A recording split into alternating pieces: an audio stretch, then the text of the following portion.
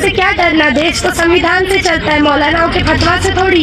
ये Islamic country थोड़ी है, ये तो एक सेक्युलर कंट्री है। नमस्कार मित्रों, विडियोમાં ફરી તમારું સ્વાગત છે મિત્રો। હાલના સૌથી મોટા સમાચાર મિત્રો તમે જોઈ શકો છો। આ નવો વિડિયો વાયરલ થયો છે ભાઈ કે જે લોકોએ રામરેલીમાં પથ્થરમારો કર્યો હતો એ લોકોના ઘરે બુલડોઝર હાલી ગયા છે। અને હવે મિત્રો વાત કરીએ તો સૌથી મોટું જેસીબી પણ ત્યાં મંગાવી લેવામાં આવ્યું છે મિત્રો।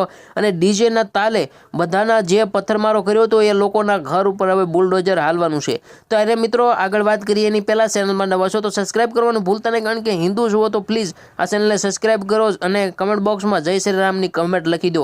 મિત્રો લાઇક કરીને વિડીયો એટલો શેર કરજો કે જે લોકો આવો પથ્થરમારાને એવું વિચારે છે એ બધા સામું જોવાનું બંધ કરી દે। કારણ કે મિત્રો જ્યારે પણ હિન્દુ ધર્મના કોઈ પણ આવા કાર્ય આવતા હોય છે ત્યારે આ લોકો પથ્થરમારો કરતા હોય છે અને ત્યાર પછી બુલડોઝર હાલી જાય એટલે પાછળથી પસ્તાવો કરતા હોય છે, છતાં તેમને શાંત રહેવાની ખબર પડતી નથી। જ્યારે પણ બીજી વખત રેલી અને ગમે કામ સારા આપણા હિન્દુ ધર્મના હોય ત્યારે આવા પથ્થરમારો કરીને પોતે આવા કાર્ય કરતા રહે છે। ત્યારે મિત્રો જે લોકોએ આ ફેર પથ્થરમારો કર્યો તો એ બધાને પકડીને જેલમાં નાખી દેવામાં આવ્યો છે મિત્રો। અને વધારે પડતી મિત્રો વાત કરીએ તો એ લોકોને દંડની સજા પણ કરવામાં આવશે।